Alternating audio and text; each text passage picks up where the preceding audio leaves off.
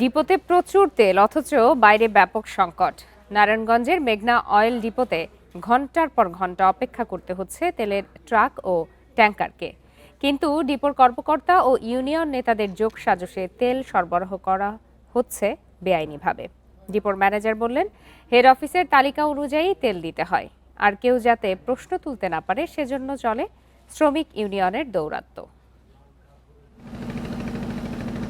বেশ কয়েকদিন ধরেই চলছে তেলের সংকট। কারণ খুঁজতে নারায়ণগঞ্জের ফতুল্লায় মেঘনা অয়েল ডিপোতে টিম ইন্ডিপেন্ডেন্ট। সেখানেই ক্ষোভ জানান ট্যাঙ্ক ম্যানেজাররা। বিকাশ পেমেন্টে 10,000 টাকার বেশি অফার, শপিং চলছে তো।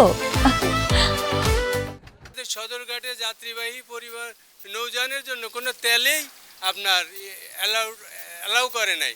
এটার জন্য আলোচনা হবে, আলোচনা করে জানাইব। ডিপোর ভেতরে দেখা যায় অপেক্ষমান রয়েছে শত শত ট্রাক ও ট্যাঙ্কার, অথচ তেল দেয়া হচ্ছে ভ্যানে বাঁধা ব্যারেলে। এই যে দোকান আছে, লাইসেন্স সবই আছে। দোকান এইখানে, পাম্প ওইখানে। জি। অনিরাপদ তেল সরবরাহের ভিডিও ধারণ করতে গেলে বাধে বিপত্তি।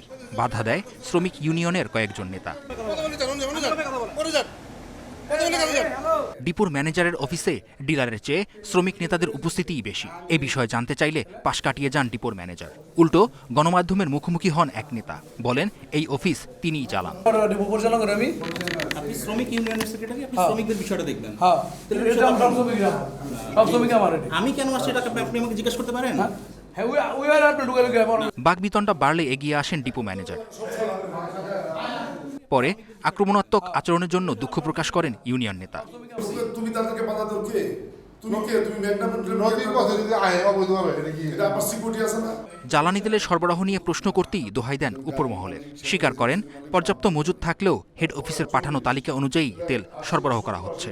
এগুলো আমাদের কাছে কোনো প্রশ্রয় নেই। তারপর আমরা যেটা বলি আপনাদেরকে, একটা পেট্রোল পাম্পের মালিক, সেই পেট্রোল পাম্পের মালিক অ্যাসোসিয়েশন আছে, আবার তার ট্যাঙ্করি আছে, সেই ট্যাঙ্করি অ্যাসোসিয়েশনের মালিক সদস্য, আবার সে তেল ক্যারি করে সেখানেও একটা সদস্য থাকে। এই জন্য এদেরকে আইডেন্টিফাই করা, শুধু শ্রমিক সেটাও বলতে পারবো না, শুধু ট্যাঙ্করির মালিক সেটাও বলতে পারবো না, সব মিক্সড এখানে। এ বিষয়ে জ্বালানি প্রতিমন্ত্রী আনিদুল ইসলাম বলেন, কেউ জ্বালানি মজুত করে কৃত্রিম সংকট তৈরির চেষ্টা করলে কঠোর ব্যবস্থা নেওয়া হবে।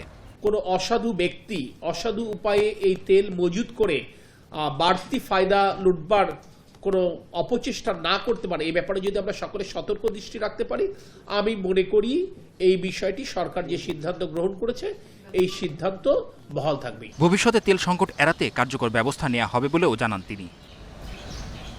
শিকদার মেহেদি, ইন্ডিপেন্ডেন্ট নিউজ, ঢাকা।